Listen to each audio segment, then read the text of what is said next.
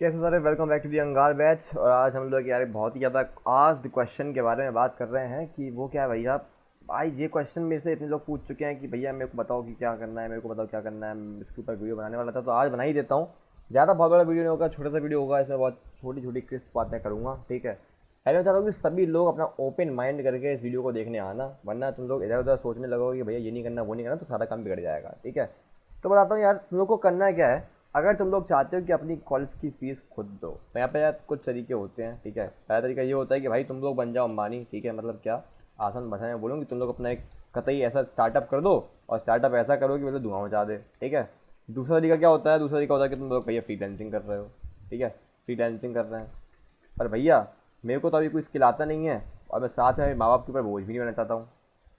अब क्या करना होगा। मान लिया कि तू फ्रीलांसिंग नहीं कर सकता, ठीक है, और तू बहुत ज़्यादा अमीर भी नहीं है, बिल्कुल मेरे जैसा, मतलब, ठीक है। तो ऐसे केस में मैंने क्या किया था, मैंने जब फर्स्ट ईयर में था तो यार फ्रीलांसिंग से भी यार इतना नहीं हो पाता कि तुम 6 लाख की अपनी फीस पे कर पाओ।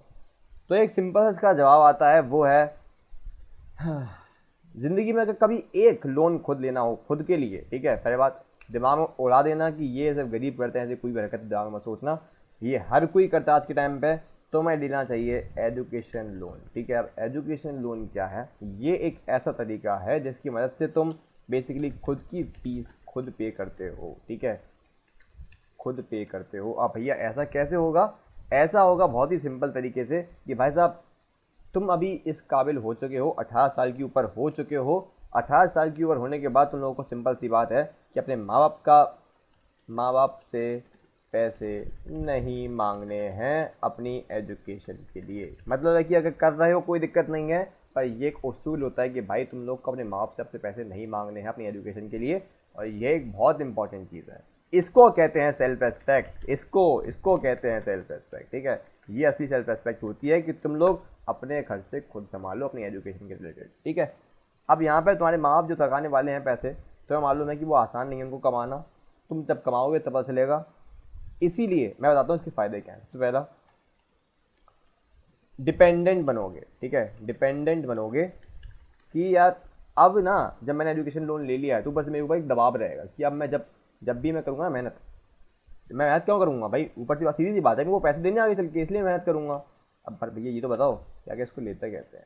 इसको लेने का सिंपल सा प्रोसीजर होता है कि तुम लोग जाओ अपनी किसी भी नियरेस्ट बैंक में जाओ, ठीक है। नियरेस्ट बैंक जैसे कि कौन सी हो सकती है, ICICI बैंक ले सकते हो, कैनरा बैंक ले सकते हो, तुम्हारा SBI बैंक हो सकती है। इन सभी की कुछ ना कुछ रेट ऑफ इंटरेस्ट होती हैं। अब सबसे बेस्ट बात यह है कि इन सारे लोन्स को लेने के बाद चार्ज तुम्हें पे करना है। मतलब है कि भाई साहब तुम्हारी जब तक कि 4 साल की बीटेक जो चल रही है, 4 साल की बीटेक या कोई भी कोर्स है, तो उस वक्त तुम लोगों से 1 रुपया नहीं मांगा जाएगा, 1 रुपया नहीं मांगा जाएगा, ठीक है। उस वक्त तुमसे 1 रुपया नहीं मांगा जाएगा। पर जब जॉब लग जाएगी, जॉब लगने के बाद तुम लोगों को पैसे EMI जो होगी, किस्त जिसे हम कहते हैं EMI जो होती है, वो पे करनी होगी, ठीक है।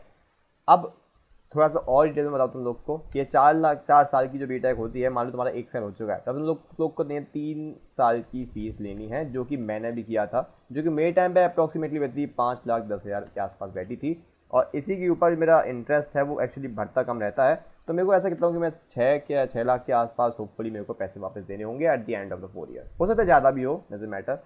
पर हाँ, जब तुम बीटेक सीएससी से हो तो इतना कवरेज तुम आराम से कर लोगे, ठीक है। तो अब करना क्या है, पहला काम यह है कि जाओ किसी भी स्टेप 1 क्या है कि किसी भी बैंक में जाओ, ठीक है। सामान लेके जाओ, सामान लेके जाओ मतलब कौन सामान, बताता हूँ अभी के अभी। जो सामान तुमको लेके जाना है उसको नोट कर लेना ध्यान से। अगर अगर तुम्हारे पिताजी जो हैं वो बिजनेस साइड में है, तो फिर पिछले 3 साल के ITR रिटर्न उनको देने होंगे, ठीक है।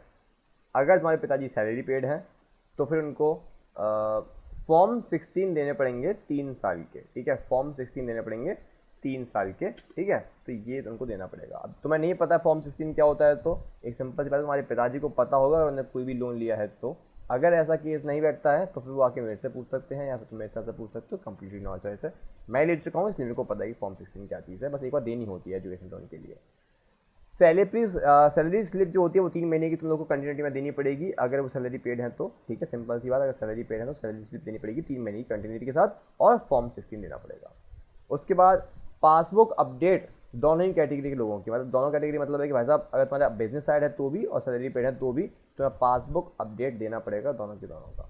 उसके बाद स्कूलिंग के सर्टिफिकेट हो गए, पैन कार्ड हो गया स्टूडेंट का, आधार कार्ड हो गया स्टूडेंट का, और on guarantee as per Canara bank instruction, ठीक है। और एक गारंटर भी साथ में होना चाहिए एज पर कैनरा बैंक, या फिर ये एक्चुअली मेरे पास कैनरा बैंक के इंस्ट्रक्शंस हैं, बाकी तुम लोग बैंक में जब जाओगे तो वहाँ से पता कर सकते हो। ये कुछ डिटेल्स होती हैं जो कम से कम चाहिए ही चाहिए होती हैं, बाकी यार हर एक बैंक का अपना अपना होता है तो डिपेंड करता है।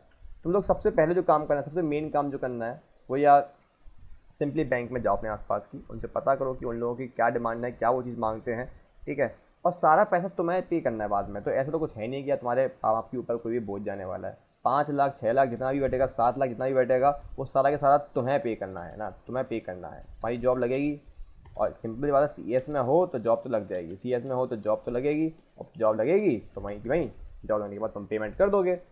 तुमने बेसिकली क्या करना है, बैंक में जाना है, बैंक लोन से कहना है कि भैया हमको तो एजुकेशन लोन चाहिए। और एजुकेशन लोन में तुम लोग बता दूं आजकल सभी सेक्टर के लोग देते हैं, एवरीबॉडी, ठीक है, एवरीवन, ठीक है, everyone can take education loan and it is good, and it is good, it is recommended, ठीक है, इट इज़ रिकमेंडेड। क्यों? बहुत वजहें हैं, पर सबसे मेन है सेल्फ रेस्पेक्ट, कि भाई साहब तुम लोग अब बड़े हो चुके हो, अपनी खुद की रेस्पॉन्सिबिलिटी लो, ठीक है।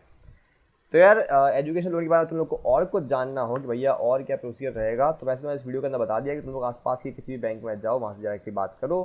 तुम बैंक में जाना, अकेले जाना, किसी को संग में लेके आना, तुम्हारी चॉइस है, ठीक है। सिंपली जाना, उनसे पूछना कि एजुकेशन लोन लेना है, वो बता देंगे कि कहाँ पे किन से बात करनी है एजुकेशन लोन के लिए। बैंक बहुत बड़ी होगी, तुम्हें पता ही है। उनसे बात करना, एक एक चीज़ सही से समझना, पूरी चीज़ जितना भी तुम्हारी क्लैरिटी ना हो जाए। अगर तुमने आज तक कभी बैंक में नहीं गए हो, सारे सवाल एक एक करके पूरे क्लैरिटी में पूछना कि भैया अगर ऐसा हो जाए तब क्या होगा, इस तरह ऐसा हो जाए तब क्या होगा। तो सारे सवाल जवाब तुम्हें करना, ये अपने ऊपर पहला लोन जो है वो तुम अपने ऊपर लोगे।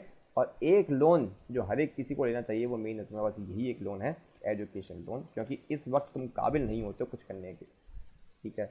तो यार इस वीडियो को यहीं पर रैप अप करता हूँ। मैं एजुकेशन लोन के बारे में तुम्हें डिटेल बता दी है, जिसको ज़रूरत होगी वो देख लेगा, बाकी पढ़ाई करो, मज़े करो, और अंगार है।